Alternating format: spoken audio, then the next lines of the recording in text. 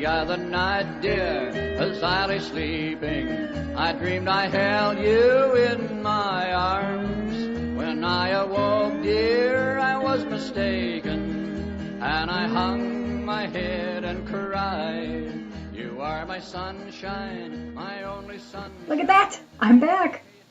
It hasn't been a week, but we start school tomorrow again, and I don't know if I'm going to have a chance to really get one of these out next week, or this week, I guess. It's Sunday. And I had something that came to me today, and I really wanted to talk about it super quick. So, hi, how you doing? Thank you for watching. And before, I have a very funny story. Sorry, I know I was going to make this shorter than last time, and I'm sure it will be.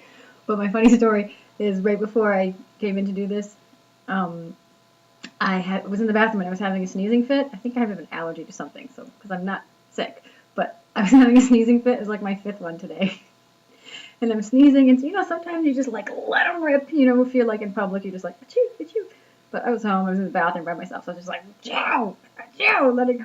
I literally got a cramp in my stomach. That was so bad. I felt like I was in labor, but it was like up high.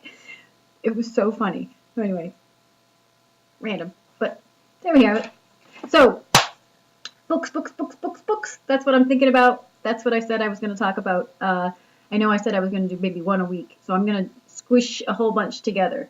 I tend to binge read when I'm into a book, much like if I get into a series on Netflix, I like binge it, and like I'm very focused and I don't do anything else while I'm watching that show. Things get neglected.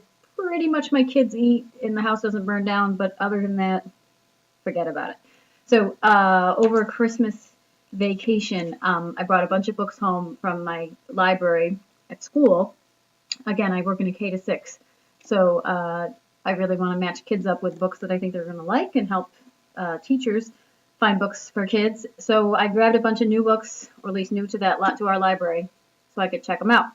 And this one is called Running Out of Night, and it's by Sharon Lovejoy. This is a historical fiction book. It's about a slave girl, I think 13-ish, maybe 14-ish, and a white girl, actually, who is in almost a slave-like situation with her family. I liked the book a lot. I did have a hard time putting it down. After I was done with it, I was kind of like, oh, it's a little heavy-handed. I mean, obviously in slavery, there's good guys and bad guys, but this was like, kind of like watching an episode of Little House on the Prairie, which I have a place in my heart for that. When you get done watching a Little House on the Prairie episode, it's like, okay, Pa Ingalls, nobody's that good. And like, okay, Nellie Olson, nobody's that evil. So it's a little like a better phrase. It's pretty black and white. But it's probably great for kids. It's the historical fiction piece of it. There were things I didn't know about the Underground Railroad and how it worked, and there were Quakers in it. And so it was very cool. Highly recommend it. Another one I read was called The Honest Truth by Dan Gemeinhart, I think is how you say his name.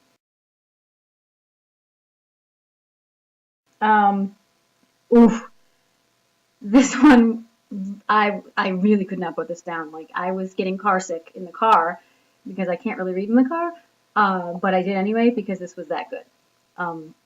Basically, sum up, the story is about a boy who runs away from home. Part of it is from his point of view. Part of it is from his best friend's point of view as she's seeing things. He runs away from home, and you find this out pretty early, because he's sick, and he just finds out that he's re-diagnosed, basically, and he's just tired of it, and he has a dream that he wants to achieve, and so he leaves hints for his best friend, and they have this very cool relationship, and they talk to each other in haiku, and I don't know, 70, 80 times I cried while reading that book. So it's a great book, but it's devastating. There's something about children's literature these days, like middle grade books, that are just like, oh, they make you cry. Another one I think is super important, and I'm really glad I read it, called Kinda Like Brothers by Coe Booth, C-O-E, Booth. And honestly, I don't know much about Coe Booth. I think Coe Booth is a lady, but I don't even know. I think this book is super important for anybody who is like white or lives in a very non-diverse area. I would love for all the kids in our school, maybe 5th, 6th grade, to read it because it's a point of view of a kid who lives in the inner city. He's got a single mom, and his mom brings in foster babies, and she takes care of them until a better situation. And he's had a lot of foster siblings over the years, but they've always been babies. Basically, the gist of this book is he's got a foster baby that comes, but the foster baby has a biological brother who's older than our main character. And it's just such an interesting and like eye-opening look about what it's like to be, an emerging black adolescent. He's still pretty young in the book, but he's starting to see that, okay, I got to be a certain way around the cops. And we hear about it, us lily white folk in New Hampshire, and diversity that we have here is socioeconomic. But I think there's a difference between socioeconomic diversity and actual ethnic diversity and cultural diversity in that way. So it was really eye-opening and moving, and of course I cried because I always cry at books. I'm like Heart of Steel in real life, but literature, forget it. So anyway, that's a really good one, and like I said, I think it really should be a must-read. I'm juggling a few books. I'm in the middle of I Am Malala, which can't beat that with a stick. She's obviously the girl who won the Nobel Peace Prize. This is the Young Readers edition because I got it for the school library, but I get the gist of that. And the other reason I rushed to get back to the vlog today was because I was thinking about public libraries. So over vacation, because we've had time off and the public library has been open, I've had a chance to go a few times. And I really want you, if you don't, to make sure that you use your public library as much as you can. We have a very small town, and we have this library that has these amazing resources, and you're paying for it with your taxes, and the people there just really want to help make your life better. So our town library has Wii games, so we got a couple of Mario games that the boys don't have, and they've been happier than happy the last week or so playing those. Obviously they have lots of DVDs, and ours even has snowshoes that they loan out if you don't own snowshoes. And obviously books upon books upon books, and I wanted to hold up the Goldfinch, which is a book I've been meaning to read, but what? That's not a book, Phoebe. No, this is the CD audiobook. And I can load it onto my phone and listen to it on iTunes. It's fantastic. So when I run, sometimes I listen to podcasts, but sometimes I listen to books. So I can't wait to read Goldfinch because it's been on my list forever. And one last thing about our specific library, and maybe if you ask your library too, a couple of titles that I've wanted to read in the past they didn't own. And, they can do interlibrary loans with other, libraries in the state. But in a couple of instances, they were like, we should buy that anyway. So specifically, several years ago, they bought Born to Run for me, because I recommended it, by Christopher McDougall, which again was one of the books that changed my running life a great deal. And then this summer, they ordered the Ta-Nehisi Coates book, Between the World and Me.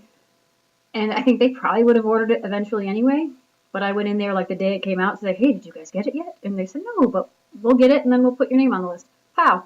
So, give some love to your local library because they're amazing, and it's tax dollars well spent, in my opinion.